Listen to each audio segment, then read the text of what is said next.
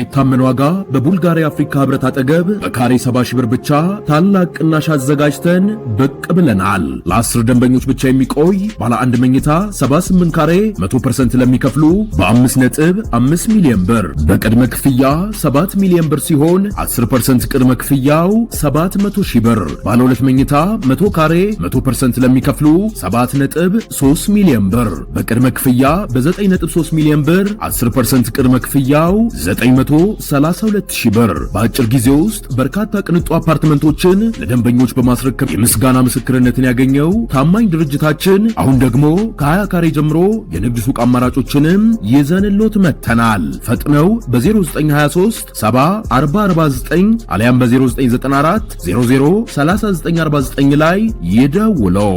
ሰመር ሪል ስቴት።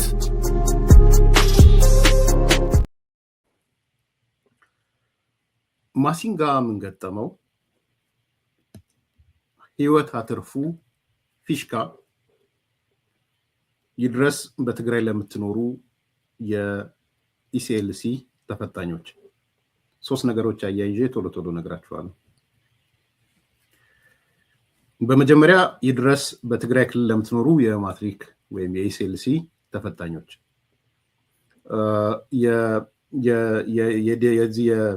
የፌዴራል ትምህርት ምዘናና ፈተናዎች ትምህርት ሚኒስቴር ባለፈው መረጃ ሰጥተውኝ አቅርቤ ነበረ። አሁንም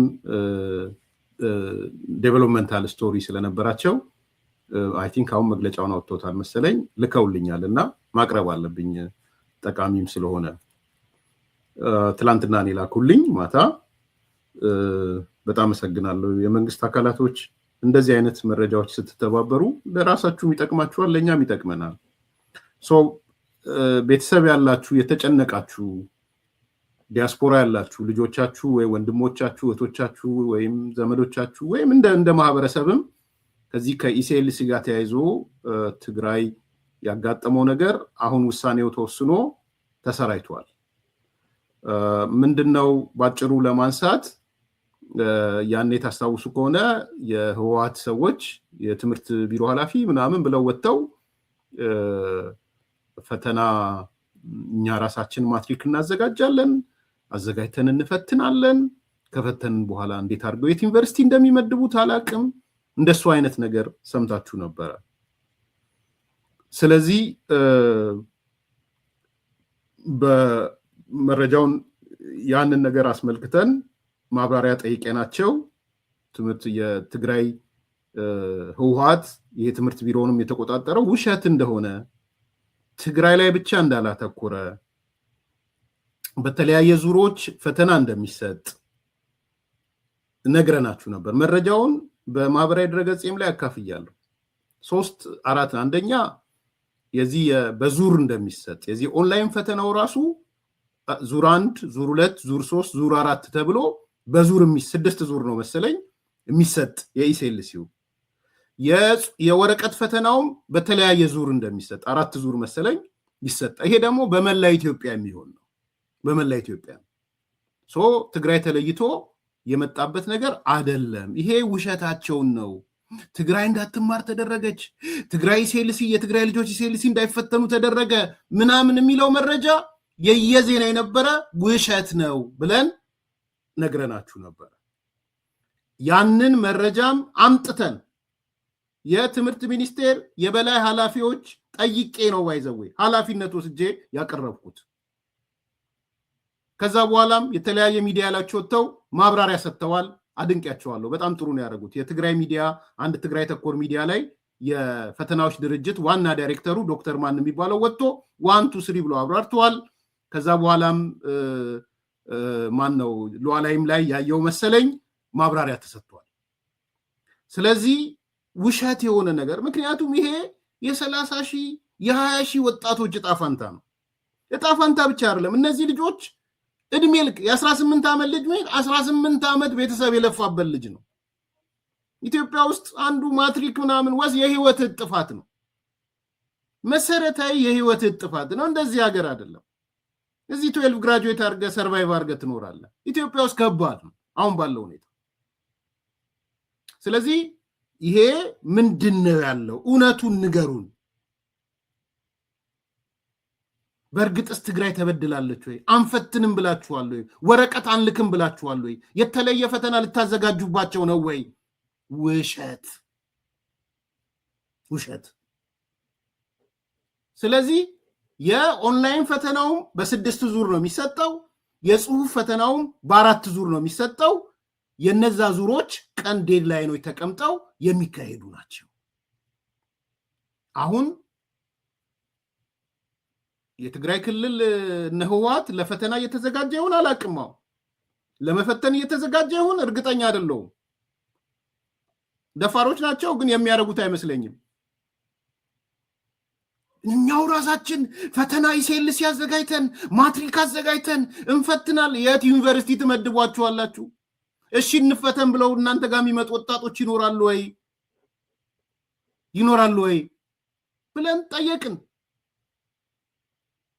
ስለዚህ አሁን ፋክቱን አቀረብንላችሁ። ከዛ ወዲያ ደግሞ ትላንትና ማታ ይላኩልኝ አይ ቲንክ በየተለያየ ሚዲያ ላይ እንትን አድርገነዋል ብለዋል። አጭሩ አነብላችኋለሁ። በጣም ጠቃሚ መረጃ ስለሆነ ይሄ ስለ 20,000 30,000 ሰዎች ነው የምናወራው፣ እጣ ፋንታ ነው። ስለዚህ አሜሪካን ያላችሁ አውሮፓም ያላችሁ ይሄን ፕሮግራም የምትከታተሉ ሰዎች ወደ ትግራይ እየደወላችሁ የትግራይ ወጣቶችን የጽሁፍ የተዘጋጁትን እንትን ሳይሉ ታይማቸውን ሳያጠፉ ይዘጋጁ። እንደ ወረዳ አነብላችኋለሁ። በትግራይ ብሔራዊ ክልል በወረቀት የሚፈተኑትን ተፈታኞች ጨምሮ በመላ ሀገሪቱ ትግራይ ለብቻዋ ተለይታ የትግራይ ወጣቶች ለብቻው ተለይተው ሲሉ ነበረ፣ ሲያንቋርሩ ነበረ። አዲስ ድመት በሉ ጭራ ቀረሽ በሉ ሌሎቹም የጌታቸው አሰፋ ልጆች ሌሎቹም ውሸት ለመቀስቀሻ ነው። ዛሬ ይሄው መግለጫ ወጥቷል። በትግራይ ብሔራዊ ክልል በወረቀት የሚፈተኑትን ተፈታኞች ጨምሮ በመላ ሀገሪቱ የሚሰጠው 4ኛ ዙር የወረቀት ፈተና ፕሮግራም ይፋ ሆኗል።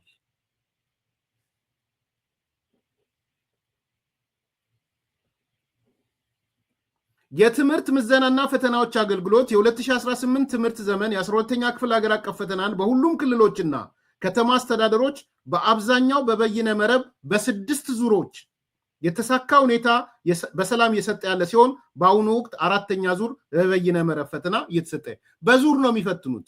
ኦንላይኑ ራሱ ይሄ በይነ መረብ የሚባለው 6 ዙር ነው ያሰቡት። አሁን የደረሱበት 4ኛ ዙር ላይ ናቸው። 4ኛ ዙር ኢቭን የኦንላይኑም ገና አላለቀ። በፌዝ ነው እየፈተኑ ያሉት። በተመሳሳይ በተወሰነ የመሰረተ ልማት ጉድለቶች ባለባቸው አካባቢዎች ላይ በወረቀት በተለያየ 4 ዙሮችም ማለትም ተፈጥሮ ሳይንስ፣ ማህበረ ሳይንስ እንዲሁም በቀድሞ ስርዓተ ትምህርት ለተማሩ እና የትግራይ ክልልን ጨምሮ በተለያዩ ምክንያቶች በ6 ዙር ላልተፈተኑ ተፈታኞች ከበይነ መረብ ፈተና ጎን ለጎን በወረቀት ፈተና እየተሰጠ ይገኛል። በዚህም መሰረት በደንብ ስሙልኝ። በዚህም መሰረት ከሐምሌ 22 እስከ 24 ዓመተ ምህረት በትግራይ ብሔራዊ ክልል በመቀሌ ዩኒቨርሲቲ እና በአክሱም ዩኒቨርሲቲዎች በወረቀት የሚሰጠው 4ኛ ዙር ፈተና ፕሮግራም እንደሚከተለው ይፋ ተደርጓል። ዩኒቨርሲቲዎቹ ማን ናቸው? መቀሌ ዩኒቨርሲቲ እና አክሱም ዩኒቨርሲቲ ናቸው። ስለሆነም ተፈታኞች አስፈላጊውን ዝግጅት እንዲያደርጉ አገልግሎቱ ያሳስባል። አደራችሁን ይሄንን ቢያንስ ቆርጣችሁ በቲክቶክም በምንም አስተላልፉት። ስኬጁሉን እኔ ማህበራዊ ድረገጽ ላይ ለጥፌዋለሁ። ስኬጁሉን ከፈለጋችሁ ስኬጁሉንም ሄዳችሁ እዛ ላይ ማግኘት ትችላላችሁ። መቼ ምን ፈተና ይሰጣል። ለእኔ ግን ትልቁ ቁም ነገር ከሐምሌ 22 እስከ ሐምሌ 24 በትግራይም ብሔራዊ ክልል መቀሌ ዩኒቨርሲቲ እና በአክሱም ዩኒቨርሲቲ ተማሪዎች ተሰብስበው 20 ምናምን ሺህ ምናምን የተባሉት ወይ 10 ምናምን ሺህ የፈተና ይወስዳሉ። የኢሴልሲ ፈተናቸውን ስኬጁሉን የፈለገ ሰው መቼ ነው ሂሳብ፣ መቼ ነው ፊዚክስ፣ መቼ ነው ኬሚስትሪ የሚለውን ስኬጁሉንም ተለጥፏል። ስለዚህ ትግራይ የምትገኙ የዩኒቨርሲቲ ተማሪዎች የማትሪክ ተፈታኞች እራሳችሁን አዘጋጁ። 15 ቀን የቀራችሁ ሌላ ወሬ ትታችሁ ሌላ ነገር ትታችሁ እዚህ ነገር ላይ ፎከስ አድርጉ። ይህንን ማሳሰብ ፈልጋለሁ፣ ከልብ ማሳሰብ ፈልጋለሁ። እኔ ፐርሰናሊ ጥሩ ተማሪ ነበርኩ ብዬ አስባለሁ፣ ሃይ ስኩልም ኤሌመንተሪም እንደዚህ። ተስፋዬ ግን ማትሪክን እያሰብኩ የኖርኩ ሰው ነኝ። እንደኔ አይነት ተማሪዎች አሉ ብዬ አስባለሁ። በድፍረት ነው የምናገረው። ምንም የአካዳሚክ አቅሜን አቀው ስለነበር ብቸኛ መውጫ መንገዴም አካዳሚክ ነው ብዬ የማስብ ሰው ስለነበር ሌላ ምን ዘመድ አዝማድ ወይ ምናምን ሀብት የለኝም። ስለዚህ እንደኔ የሚያስቡ የነገ ተስፋቸውን አካዳሚ ያደረጉ እድሜያቸውን በመማር ውስጥ ያሳለፉ ሲያጠኑ የከረሙ የትግራይ እህቶች ያሉ ልጆች ያሉ ወጣቶች አሉ። አትዘናጉ፣ ህወሓትን አትስሟት። እሷ የፈለገችው የስኒ ማዕበል ነው ማስነሳት። ባገኘችው ነገር ሁሉ የስኒ ማዕበል ነው ማስነሳት የምፈልገው። እኛ እናዘጋጃለን ፈተና፣ እኛንን እንትን የምንለው ማትሪክ እናዘጋጃለን፣ ከፌዴራሉ አንፈልግም ምናምን ዝም ብለው የቁራ ጩኸት ነው። ልንገራችሁ፣ አትዘናጉ በቁራ ጩኸት። የህይወታችሁን የሚወስን ጉዳይ ነው ማትሪክ። ኢሲኤልሲ የሰው ህይወት ይወስናል። ኢትዮጵያ ውስጥ ገና ነው የማትሪክ የህይወት የመወሰን ጉዳይ አላለቀም ገና። እንደ ሎንግራን ሊጠፋ ይችላል፣ አላስፈላጊም ሊሆን ይችላል። ተስፋ አደርጋለሁ ከ10 ከ15 ዓመት በኋላ ኢሲኤልሲ የሚባል ራሱ ምናልባት ቢጠፋም ደስ ይለኛል። የትምህርቱ ባህሪም እሱ ስላልሆነ እዚህም ሀገር የለም ኢሲኤልሲ ምናምን የሚባል ነገር የለም። እስከዛው ድረስ ግን ኢሲኤልሲ ህይወት መወሰኛ ነው። ማትሪክ የወጣቶች ህይወት መወሰኛ ነው። ስለዚህ እድሜያችሁን ሊበሉባችሁ ነው ቲፒኤልኤፎች። ፈተና እናዘጋጅ ውሸታቸው ነው፣ አያዘጋጁም። ልንገራችሁ በግልጽ እነ ደብረ ጽዮን እነ ፈትለ ወርቅ አንገታቸው ቢቆረጥ ፈተና የማዘጋጀት ብቃት የላቸውም። ቢያዘጋጁም ማንም ተማሪ መጥቶ አይፈተንላቸውም። ስለዚህ በስኒ ማዕበል እንዳትደናገጡ፣ በህወሓት የስኒ ማዕበል ሆይሆይታ አትደናገጡ ተማሪዎች፣ አደራችሁን። ይሄንን ሳስተላልፍ ግን ውጭ ሀገር ያላችሁ ዘመድ ያላችሁ መቀሌም ትግራይም በሁሉም አካባቢ አስተላልፉላቸው። ከ22 እስከ 24 በኢትዮጵያ አቆጣጠር የጽሁፍ ፈተና ይጀመራል። ወደ ዩኒቨርሲቲዎቹ ይላካሉ የጽሁፍ ፈተናዎቹ። ተማሪዎቹ ሄደው ይፈተኑ። ስታንዳርዱም አንድ አይነት ነው። ለትግራይ ተለይቶ የተሰጠ ፈተና የለም፣ ምን የለም። ይሄ አንደኛው ነገር ነው። አንዱ እሱ ነው። ሁለተኛ ዛሬ ትንሽ ላነሳላችሁ የፈለኩት በጣም የገረመኝ አይኖ ሰዓት ደርሷል ኳስ ብላችኋል፣ ግን ትንሽ ደቂቃ ልውሰድባችሁና አቆማለሁ። የፊሽካ ሁለተኛ ፊሽካ ህይወት አትርፎ ሆኗል ትግራይ። የሚገርም እኮ ነው። እኔ የኢሃፓ መጽሐፎች ቅድም ስለ ኢሃፓ ሲነሳ የኢሃፓ መጽሐፎች አነባለሁ። ባይዘው የዚህ የትግል ምናምን አሉ ሌሎች እንዚህ ሀገርም ያሉ በዛ በትግል ላይ የነበሩን ዋሲሁን ምናምን የሚባሉ ሰው ዋሲሁን ነው ማን የሚባል ማለት የጻፈ መጽሐፍ አለ። የካሳንቺሱን የጻፈ በኢሃፓ የትግል ምናምን የጻፉ ሰዎች አሉ። እና ኢንተረስትድ ነኝ የትግል ስልቶቻቸው ምናምን አነባቸው ስለነበረ እና እሱ ነው ወዲያው ያቃጨለብኝ። በዛ በኢሃፓ ትግል ውስጥ ምን የሚል ነገር ነበረ? የእናቶች የጩኸት ነው የምንድን ነው የዋይታ ረሰው ነው እንዴ? በጣም ስለሚገርመኝ ነው። የኡታ ኮሚቴ የሚባል ነበር ኢሃፓ ውስጥ። ኡታ ኮሚቴው ምንድን ነው? ማታ ማታ እናቶች በጨለማ ይወጡና ይላሉ። አግዙኝ የዛ ኔትወርክ ውስጥ አባል የነበራችሁ ሰዎች። የኡታ ኮሚቴ ይመጣና ይላል። ከተማውን ይበጠብጡታል ማለት ነው። አንዱ እናቶች የተሳተፉበት መንገድ የኡታ ኮሚቴ የሚባል ነበር። ሳነበው ራሱ ይገርመኝ ነበረ። ዛሬ ትግራይ ውስጥ የፊሽካ ኮሚቴ ተቋቁሟል። ከትላንትና ኡታ ወደ ፊሽካ የተቀየረ ነገር ማለት ነው። ቢቢሲ ነው ያወጣው። ኤርሚያስ ጌታገኝና ትሉይ ስሰማው ብቻዬን እየሳኩኝ ነበር። ዛሬ የትግራይ ሰዎች ፊሽካ ገዝተው በፊሽካ ነው የሚታገሉት። ፊሽካ እንደውም ልጆቼን ፊሽካ ነበራቸው ፈልጉልኝ ብዬ አጣው እንጂ የዛ አካል ለመሆን ፊሽካውን ይዤ መጥቼ ለመንፋት ሰሞኑን ፈልጌ ፊሽካ ይዤ መጥቼ የአካል መሆኔን ለማሳየት ፊሽካ ነፍቼ ያሳያቸዋለሁ። እነፋለሁ አብሮ የዛ አካል ነኝ ለማለት። ህወሓት የደረሰበት ደረጃ ቁልቁለት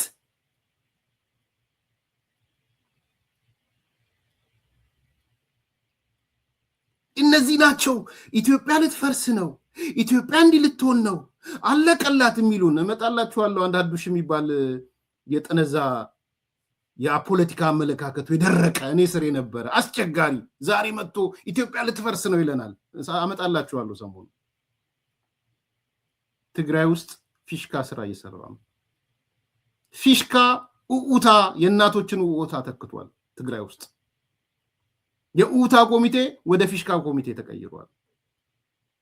ማፈሪያዎች በፊሽካ አዎ የሰማችሁት ድምጽ የፊሽካ ነው። ነገር ግን አዎ የሰማችሁት ድምጽ የፊሽካ ነው። ነገር ግን የስፖርት ወይንም የትራፊክ የቢቢሲ ዘገባ ነው፣ የኔ አይደለም። የቢቢሲ ዘገባ ነው። አዲስ ኮምፓሶች በፊሽካ አዎ የሰማችሁት ድምጽ የፊሽካ ነው። ነገር ግን የስፖርት ወይንም የትራፊክ ፖሊስ ፊሽካ ድምጽ አይደለም። ነገሩ እየሆነ ያለው ትግራይ ክልል ውስጥ ነው። ወጣቶች ያስገዳጅ ወታደራዊ አፈሳን ለመከላከል ተደራጅተው የዘየዱት መላ ነው። በንብረትና በህይወት አደጋ የሚያደርስ ነገር አልታጠቅንም። ብቸኛው ያለን ነገር ፊሽካ ነው። አዲስ ነገር አይደለም። ፊሽካ ለትግራይ የቅርብ ጊዜ ትውስታ ነው።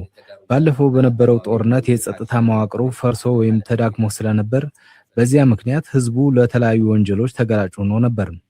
አንዱ ስርቆትን መከላከያ የነበረው መንገድ ፊሽካ ነው። አሁን ደግሞ ሰው ባላመነበት ተግባር ያለ ፈቃዱ በግድ ሰብአዊ ክብሩ ተገፎ ወደ ወታደራዊ ስልጠና ማዕከል እየተወሰደ ነው።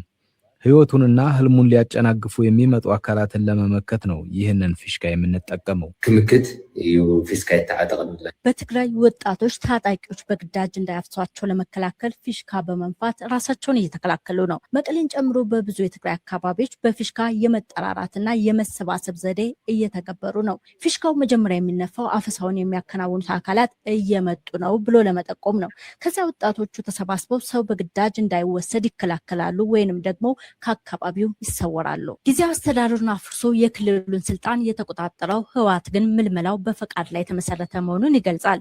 ነገር ግን በክልሉ ውስጥ ምልመላውን አስገዳጅ የሚያደርግ ህግ ወጥቶ ተግባራዊ እየተደረገ ነው።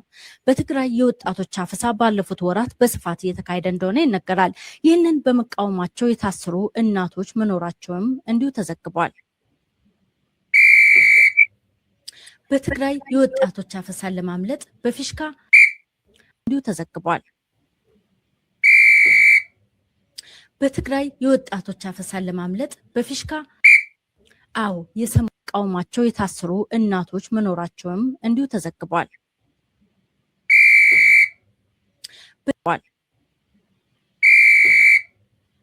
በትግራይ የወጣቶች አፈሳን ለማምለጥ በፊሽካ በትግራይ የወጣቶች አፈሳን ለማምለጥ በፊሽካ አዎ የሰማችሁት ድምጽ የፊሽካ ነው። ፊሽካውን ስላላገኘሁት ልደጋግመው ብዬ ነው። ኦኬ አዲስ ኮምፓሶች የቤት ስራ ልስጣችሁ። ኳስም እያለ ስለ 1077 ከ1000 በላይ ያላችሁ ፌስቡክ ያላችሁ ቲክቶክ ያላችሁ ሌላም ያላችሁ ዛሬ አንዱ የምትለጥፉት ፊሽካ መሆን አለበት። ፊሽካ ለጥፉ ሁላችሁ። የምታግዟቸው በዚህ መልኩ ነው። አንገታቸው የምታሸማቅቋቸው በዚህ መልኩ ነው። ስለዚህ ዛሬ ፌስቡክ ላይ ማየት የምፈልገው እኔ ቲክቶክ ላይ ሌሎች ነገሮች ላይ ማየት የምፈልገው የአዲስ ኮምፓስ ቤተሰቦች ነው ያልኩት። ትእዛዝ ነው የሰጠው ያለሁት ለአዲስ ኮምፓስ ቤተሰቦች። ፌስቡካችሁ ላይ ሄዳችሁ ፊሽካ ለጥፉ። ቲክቶክ የምትሰሩ ሌላ ነገር የምትሰሩ ደግሞ ፊሽካ ይዛችሁ መታችሁ ለሰው ፊሽካ እየነፋችሁ አሳዩዋቸው። ይሄ ሶሊዳሪቲ ነው፣ መተባበር ነው። በአካል ባንኖርም እዛ ቦታ ላይ እናንተ ጋር ያለ ነው። ቁስላችሁ ይገባናል። ተመልከቱ እስቲ አሁን በሌሊት ሰው ጎረቤት ወታደሮቹ ሊያፍሷቸው ሲመጡ የሚመጡት በሌሊት ስለሆነ የሚሰባሰቡት በምንድነው? በፊሽካ። ወላጅናት፣ አባት፣ ልጆች፣ ምኖች፣ ጎረቤቶች በፊሽካ ይሰባሰባሉ። የኡታ ኮሚቴ ማለት ነው። እባካችሁ ዛሬ አዲስ ኮምፓሶች የቤት ስራን የሰጠሁት ከፈለጋችሁ እኔንም ታጋርጉኝ ፌስቡክ ላይ ያላችሁ የተለያየ ቦታ ፊሽካ እየለጠፋችሁ ከትግራይ ማህበረሰብ ጋር አብረነን ብላችሁ ለጥፉ። እንደሱ ነው የምታግዟቸው። በሌላ መልኩ አይደለም። ፊዚካሊ የላችሁም በአካል እዛ። እኔ ዛሬ ፊሽካ ይዤ መምጣት ፈልጌ ነበረ። ልጆቼ የት እንዳስገቡት ስላላወቅኩ ነው፣ ጠፋባቸው። ይዤ መጥቼ ፊሽካ ግን እነፋለሁ፣ የዛ አካል ሆናለሁ። ይሄ የቢቢሲ ሪፖርት ነው፣ የኤርሚያስ ሪፖርት አይደለም። በመጨረሻ ማሲንጋ ላይ ነው። ማሲንጋ ላይ አንድ ሁለት ሶስት ነገሮች ላንሳላችሁና እንሰነባበት። የአሜሪካው አምባሳደር መቀሌ ሄደዋል። መቀሌ ከሄደ በኋላ ያጋጠመው ነገሮች አሉ። አንድ አራት ነጥቦች ቶሎ ቶሎ ላንሳላችሁ። አንደኛ አቀባበሉን በተመለከተ ያው ደብረጽዮን እንዳይቀበለው ነው ያደረጉት። አምባሳደር አዲስ ዓለም ባሌማ የሚባለው ታማኝ የፈትለ ወርቅ ታማኝ ይሄ ትግራይ ትገንጠል ብሎ የሚለው ሰውዬ ይሄ ከሱዳን ጋር ተባብረናል፣ ከኤርትራ ጋር ተባብረናል፣ ላንድ ሎክድ መሆናችን ቆሟል ብሎ በድምፅ የተናገረው ሰውዬ አዲስ ዓለም ባሌማ እሱ ማለት በቃ ዋና የደብረጽዮን ሳይሆን የፈትለ ወርቅ ታማኝ ነው እሱ አዲስ ዓለም ባሌማ። ስለዚህ ደብረጽዮንን አላመኑትም። አንዳንዶች ኤርትራ ሄደዋል ምናምን የሚል ነገር እኔ እንደዛ አይደለም የሰማሁት። ስላላመኑት ከዚህ በፊትም ነግሬያለሁ፣ ደብረጽዮንን አናምነውም ብለዋል። ደብረጽዮንን ስላላመኑት የተቀበለው አዲስ ዓለም ባሌማ። ይሄ አንደኛው ነገር ነው። ሁለተኛ ሌተናንት ጀነራል ታደሰ ወረደን በተመለከተ ማሲንጋ የሚያቀው ትግራይ ከሄደ በኋላ እንደሚያናግረው ነበር የተስማሙት። ሌተናንት ጀነራል ታደሰ ወረደን በአካል አግኝቶ የጊዜያዊ አስተዳደሩ መሪ ስለሆነ ጊዜያዊ አስተዳደሩ መመለስ አለበት ብሎ አሜሪካም ስለምታምን እሱን አናግረዋለሁ ብሎ ፕሮሚስ አድርገው መቀሌ ከሄደ በኋላ ማሲንጋ ጀነራል ታደሰ ወረደን አግተውታል፣ እንዳገኘው አድርገውታል። ማሲንጋ አላገኘውም፣ ጀነራል ታደሰ ወረደን እንዲያገኘው አላደረጉም፣ ከልክለውታል። የህወሓት የጸጥታ ኃይሎች አዛዦች ሌተናንት ጀነራል ታደሰ ወረደ ወደ ስብሰባው እንዳይጓዝ አትሄዳትም ብለው ከልክለውት ከአምባሳደሩ ጋር መገናኘት አልቻለም። ቀድሞ የተያያዘው ቀጠሮም እንትን አላለም። በስልክም እርግጠኛ አይደለሁም። አንዳንዶቹ በስልክም ተነጋግረዋል ብለዋል። እኔ እርግጠኛ ስላልሆንኩ ስልኩንም አምኖት ሹር ስልኩን ራሱ ኤኒዌይስ በስልክ ተነጋግረዋል ተብሎ ይወጣል። ግን ቀጠሮ በመሰረዙ ምክንያት ሌተናንት ጀነራል እና አምባሳደሩ አልተገናኙም። አንዳንድ ሚዲያዎች እንዳልኩት በስልክ አወጥተዋል። ጌታቸው ረዳ የሚከተለውን ጽፏል በማህበራዊ ድረገጹ ላይ። ዛሬ በመቀሌ ጉብኝት ያደረጉት የአሜሪካ አምባሳደር እርቪንግ ማሲንጋ የእርሳቸው ተተኪ የነበሩትን ጀነራል ታደሰ ወረደን እንዳያገኙ ተከልክለዋል ብሎ ነው የጻፈው። ጌታቸው ይህ የህወሓት ቡድን ድርጊቱን እያንዳንዱን ዲፕሎማሲያዊ ሙከራ ወደ ታጋች ድርድር ለመቀየር ያለውን ፍላጎት ያሳየ በማለት በማህበራዊ ድረገጹ ላይ መልእክቱን እያንዳንዱን አሁን ታደሰ ወረደን በማገት ድርድሩን ከፍ ለማድረግ ማለት ነው። ጌታቸው የትግራይን ህዝብ ሙሉ በሙሉ በእገታ በመያዝ የፌዴራል መንግስቱና ዓለም አቀፍ ማህበረሰቡ ፍላጎቶቹ እንዲቀበል ለማስገደድ የሚፈልግ ቡድን ማባበል ውጤት ሊያመጣ አይችልም በማለት አስጠንቅቋል። ተናዷል ጌታቸው ረዳ። ይሄ ማባበል ሊቆም ይገባል። እነዚህ ሰዎች ሁሉንም ሰው የትግራይን ህዝብ ራሱ ሆስቴጅ አድርገው እነው ሆስቴጅ ካረጉ በኋላ ለድርድር እያሉ ያሉት። ኦኬ ተነጋግረዋል። እሺ ስልክ ካየው ጥሩ ቴንክ ዩ እስከዳር ለመረጃው። ስለዚህ ይሄ ትልቅ ነገር ይመስለኛል። በአጭሩ ሌተና ጀነራል ታደሰ ወረደ የቁም እስረኛ ሆኗል። የቁም እስረኛ ሆኗል። ሶስተኛው ከደብረጽዮን ጋር ነው። ከደብረጽዮን ጋር እንዳይገናኝ አድርገውታል። ያገኘው አማኑኤል አሰፋ ነው። አማኑኤል አሰፋ የሆነበት ምክንያት ደግሞ ታማኝ ታዛዣቸው ስለሆነ እነ ፈትለወርቅ የሚያስፈራሩት እንደ ቅሪላ ባገኙት ቦታ እንደ ኳስ የሚመቱት አንተ ማለት እኮ የጦርነቱ ጊዜ የእናት ቀሚስ ውስጥ የተደበቅ የአያት ቀሚስ ውስጥ የተደበቅ እያሉ የሚያስፈራሩት አሁን ደግሞ ጫፍ የረገጠ አማኑኤል አሰፋ ማለት ኢትዮጵያና ትግራይ መገነጣጠል አለባቸው ብሎ ነው እየሰበከ ያለው። ባይዘው የተገንጣዮቹ ዋና መሪ አንዱ ጌታ እንትና ሆኗል፣ አማኑኤል አሰፋ ነው። ትግራይ ትገንጠል ትግራይ ሀገርቱን ከሚሉት አንዱ አማኑኤል አሰፋ ነው። ኢንዘሎንግ ራን የትግራይ ትግሪኝን ብለን አሰብን ይዘን ኤርትራን ይዘን የትግራይ ትግሪኝ ፕሮጀክት መጀመር አለበት ከሚሉት አንዱ አማኑኤል አሰፋ ነው። ኤክስትሪምሊ ጫፍ ወጥቷል። አማኑኤል ለመታመን ብሎ ነው ጫፍ ላይ ወጣው። ነገር ግን እነሱ እንደ ቅሪላ የሚመቱት ነው። ሶኛው አምባሳደሩ ከአማኑኤል አሰፋ ጋር ነው። አማኑኤል ሲነጋገር ግን አብሮት ማን አለ? አዲስ ዓለም ባሌማ አለ። አዲስ ዓለም ባሌማ ያለበት ምክንያት ሁሉን ነገር ኮንትሮል ስላደረጉት ቅድም ያልኳቸው አዲስ ዓለም ባሌማም አገረ ትግራይን የሚያቀነቅን እኛ ከሌለን ኢትዮጵያ ትጥፋ የሚል ከሱዳን ጋር ግንኙነት ፈጥረናል፣ ከኤርትራ ጋር ግንኙነት ፈጥረናል፣ ወደብ አግኝተናል ምኖ በይፋ ድምፁ በድብቅ የወጣበት ሰው ነው። ስለዚህ ሆስቴጅ ሆኗል ራሱ ደብረጽዮን ራሱን አይደለም። አሁን አያምኑትም ደብረጽዮንን። ቀጣዩ ተረኛ ደብረጽዮን ነው። አዋጅ ያወጡት ለሌላም ብቻ ለደብረጽዮንም ነው አዋጅ ወጣለት። ፌደራል መንግስቱን እንዳያገኝ እንዲህ አይነት ነገር እንዳያረግ ሆስቴጅ ነው የሆነው ደብረጽዮን ራሱ። ስለዚህ ከደብረጽዮን ጋርም መገናኘት አልቻለም። የፈትለወርቅ ቡድን ኦልሞስት ደብረጽዮንን የማያምንበት ደረጃ የደረሰበት ሁኔታ ነው የምንመለከተው። እንግዲህ ኤምባሲው መጨረሻ ላይ መግለጫ ሲሰጥ አራተኛ ከህወሓት ጋር ተነጋገርኩ አላለም። ኤምባሲው ከህወሓት ጋር ተነጋግረን ምናምን የሚል ነገር አላነሳም። ያለው ምንድነው?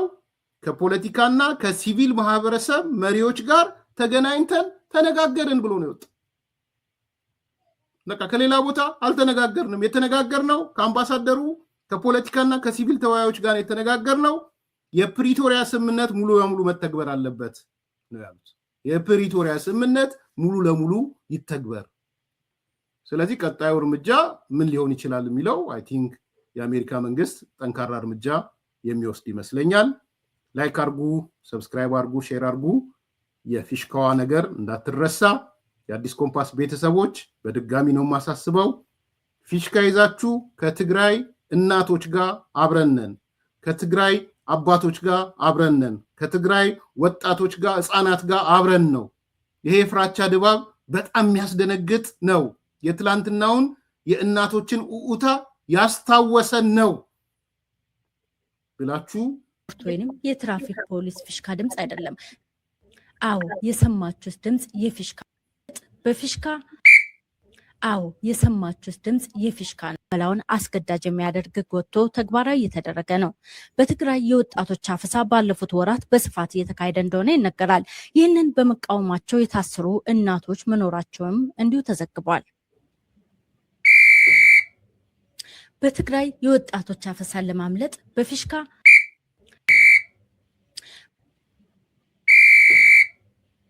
በትግራይ የወጣቶች አፈሳን ለማምለጥ በፊሽካ አዎ የሰማችሁት ድምፅ የፊሽካ ነው። ነገር ግን የስፖርት ወይንም የትራፊክ ፖሊስ ፊሽካ ድምፅ አይደለም። ነገሩ እየሆነ ያለው ትግራይ ክልል ውስጥ ነው። ወጣቶች የአስገዳጅ ወታደራዊ አፈሳን ለመከላከል ተደራጅተው የዘየዱት መላ ነው። ፊሽካን ንፉ። ፊሽካን ዩቲዩባችሁ፣ ፌስቡካችሁ ላይ አድርጉ። ቲክቶክ ላይ ያላችሁ ሰዎች ሶሊዳሪቲ ለማሳየት ዛሬም ዋና ሴንትራል ሜሴጅ እሱ ነው። አንገታቸው እንዲደፉ አድርጓቸው የህወሓት ሰዎችን በዛ ዙሪያ ያሉት። ላይክ አርጉ፣ ሰብስክራይብ አርጉ፣ ሼር አርጉ። እንደምትደግፉት የኳስ ቡድን እንዲያሸንፍላችሁ ይሁን። መልካም ቀን። በማይታመን ዋጋ በቡልጋሪያ አፍሪካ ህብረት አጠገብ በካሬ 70 ሺህ ብር ብቻ ታላቅ ቅናሽ አዘጋጅተን ብቅ ብለናል። ለ10 ደንበኞች ብቻ የሚቆይ ባለ አንድ መኝታ 78 ካሬ 100% ለሚከፍሉ በ5.5 ሚሊዮን ብር በቅድመ ክፍያ 7 ሚሊዮን ብር ሲሆን 10% ቅድመ ክፍያው 700 ሺህ ብር። ባለ 2 መኝታ 100 ካሬ 100% ለሚከፍሉ 7.3 ሚሊዮን ብር በቅድመ ክፍያ በ9.3 ሚሊዮን ብር 10% ቅድመ ክፍያው 932 ሺህ ብር። በአጭር ጊዜ ውስጥ በርካታ ቅንጡ አፓርትመንቶችን ለደንበኞች በማስረከብ የምስጋና ምስክርነትን ያገኘው ታማኝ ድርጅታችን አሁን ደግሞ ከ20 ካሬ ጀምሮ የንግድ ሱቅ አማራጮችንም ይዘንሎት መጥተናል። ፈጥነው በ0923 70 4049 አሊያም በ0994 00 3949 ላይ ይደውለው። ሰመር ሪል ስቴት